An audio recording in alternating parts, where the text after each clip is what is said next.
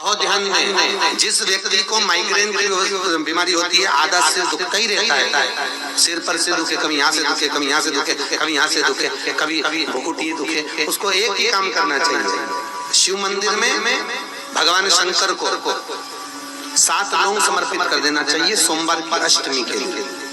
कौन से दिन? सोमवार की अष्टमी पड़े उस दिन 7 या 5 लोग शंकर भगवान को समर्पित कर दें। किस जगह पर समर्पित करना है? जहाँ शंकर भगवान की बेटी अशोक सुंदरी का जहाँ स्थान है उस जगह पर लौंग समर्पित कर दें और उस लौंग को उठा कर लिया। एक एक कर लौंग को सुबह के समय बिना मुंह धोए दरवाजे की देहली पर या शंकर मंदिर की देहली पर बिना मुंह धोए बिना स्नान के उसको चबा चबा कर खा लेना। एक एक लौंग को एक आज एक खाली, कल दूसरे दिन खाली, तीसरे दिन खाली, सुबह। महाराज जिंदगी में कभी सिर दर्द नहीं हुआ। काली मिर्ची 7 लौंग केवल ये हथेली में रखकर अपना नाम और गोत्र बोलकर अपने दरवाजे से बाहर निकलकर किसी भी शंकर के मंदिर को समर्पित करिए। शिव पे नहीं चढ़ाने दें तो शंकर की चौखट पर रखें। महाराज घर में कभी क्लेश नहीं होगा, बिल्कुल शांति, सहजता, प्रेम आपस में। 7 लौंग के अद्भुत उपाय गुरुदेव ने अपनी कथा में बताए हैं। इनमें से कोई भी उपाय आप सोमवार की अष्टमी के दिन जरूर करें। जो आपकी मनोकामना है उस अनुरूप आप उपाय करें, आपको फल की प्राप्ति जरूर होगी।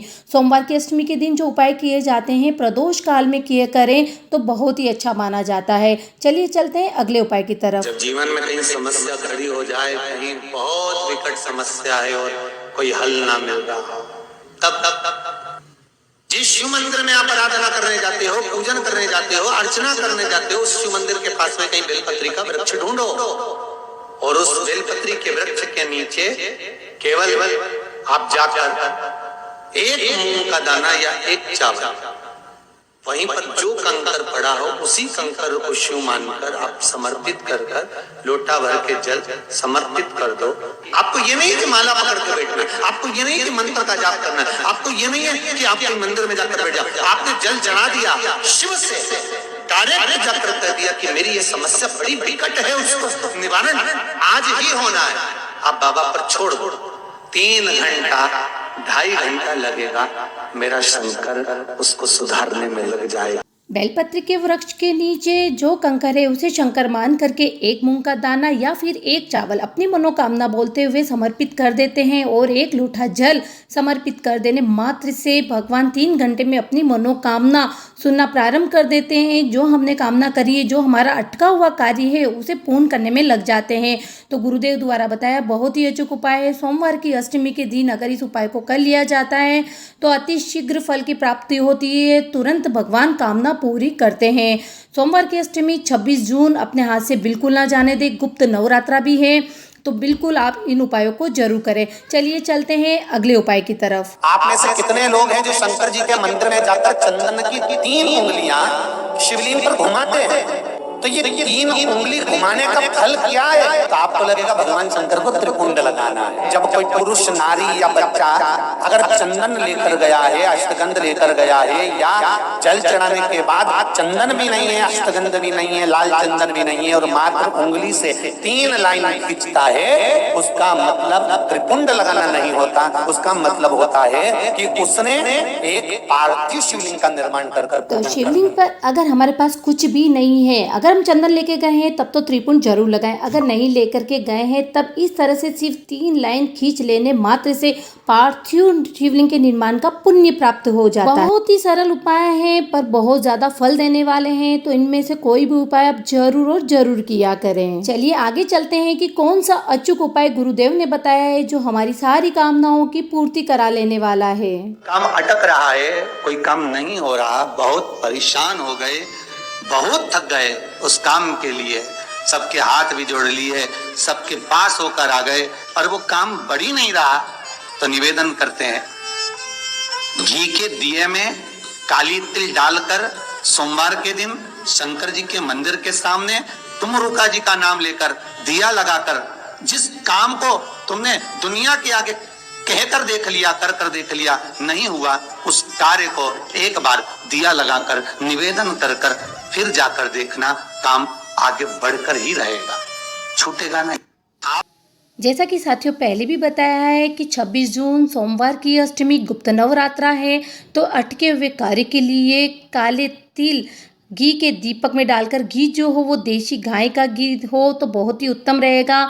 शिवालय में जाकर के या शिवालय की चौखट पर आप इस दीपक को लगा ले, तुमरुका जी का नाम लेकर के अटका हुआ कार्य जरूर और जरूर पूर्ण होगा।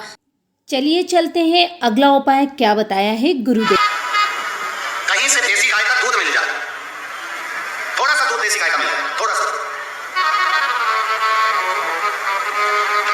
देसी गाय का थोड़ा सा दूध अगर प्राप्त हो जाए, बेलपत्री के पत्ते से दूध कटोरी में लेकर, मात्र बेलपत्री के पत्ते से एक एक बूंद, अगर दूध आप एक बूंद अगर ज्यादा ना मिला हो, एक चम्मच भी अगर आपको दूध देसी गाय का मिल गया हो, और सोमवार की अष्टमी पड़ जाए या सोमवार की जम के बोलो शिवरात्रि पड़ जाए, उसमें केवल अगर देसी गाय का दूध मिल जाए, जर्सी गाय का नहीं हो, देसी गाय का दूध मिल जाए, बेलपत्री के पत्ते से, तुम्हारे घर के अंदर अगर शिवलिंग है या मंदिर में शिवलिंग है या तुम्हारे नजदीक में कोई शिवलिंग है, उस पर बूंद बूंद एक एक बूंद अगर शिवलिंग पर दूध समर्पित कर रहे हो, श्री शिवाय नमस्तुभ्यम, नमः शिवाय, या षडाक्षर मंत्र ओम नमः शिवाय, या 21 अक्षर का मंत्र महामृत्युंजय मंत्र, इसका स्मरण कर शिव जी पर देसी गाय का दूध समर्पित कर इस बेलपत्री को अशोक सुंदरी वाली जगह पर अगर आप समर्पित कर देते हैं, फिर आप जिस भी चीज के लिए अप्लाई करें, मेरा देवदेव महादेव आपका हाथ पकड़कर खींचकर आगे बढ़ा के बहुत ही चमत्कारी उपाय है। सिर्फ बेलपत्री के पत्ते से एक एक बूंद दूध शिवलिंग पर टपकाना है, और जो दूध हो वो देसी गाय का हो, चाहे वो 2 बूंद ही क्यों ना हो आपके पास, पर वो देसी गाय का दूध ही होना चाहिए।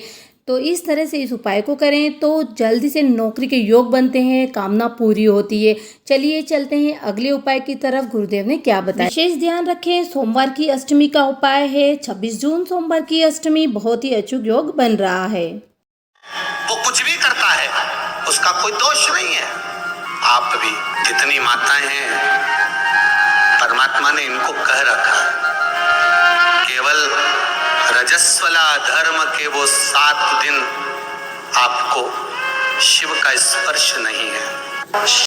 बहुत सारे कमेंट्स ऐसे आते हैं कि 7 दिन अगर हमारी ब्लीडिंग नहीं होती है, चौथे दिन नहीं होती, 5वें दिन नहीं होती है, तो क्या हम छठे दिन पूजा कर लें, क्या हम चौथे दिन कर लें? तो आपको हाथ जोड़ करके बता देना चाहती हूँ कि 7 दिन बाद ही आप शिवालय जाएं, 7 दिन बाद ही आप शिवलिंग की पूजा करें।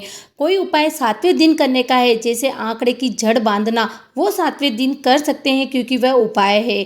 बाकी के दिनों में 7 दिन बाद ही जाए। गुरुदेव अपनी कथा में बार बार बताते हैं 7 दिन पहले नहीं जाएं, चाहे ब्लीडिंग हो चाहे नहीं हो, इस बात का विशेष ध्यान रखें। बाकी कोई भी दूसरे उपाय 7 दिन बाद ही करें होगी। और महाराज शंकर का अनुमोदन। और एक और बात ध्यान दीजिए, जब आपकी धड़कनें बढ़े, एकदम ऐसा लगे कि मुझे पसीना आ रहा है, बीपी शुगर जैसा महसूस हो रहा है कि बीपी ऊंचा, तभी भी रुद्राक्ष का पानी शंकर को स्मरण कर कर, सोमेश्वर महादेव का नाम लेकर, या श्री शिवाय नमस्तुभ्यम का जाप कर कर कटोरी में पड़ा हुआ रुद्राक्ष का जल थोड़ा सा पी लीजिए, बिल्कुल शरीर को एकदम शांति मिलेगी। ऊपर नीचे जो बीपी हो रहा होगा थोड़ा आराम लग जाएगा। किसी गुरु के लिए, किसी संत के लिए, किसी भगवंत के लिए, किसी भगवान के लिए अगर आप भोजन बना रहे हो ना, तो उसको अगर दिल से बनाओगे और कोई चीज दिल से लेके आओगे ना, तो भगवान उसको स्वीकार कर लेता है, भगवान उसको अंगीकार कर लेता है। आप दिल से अगर कोई चीज लाए भगवान के लिए लेकर, भाव से लाए,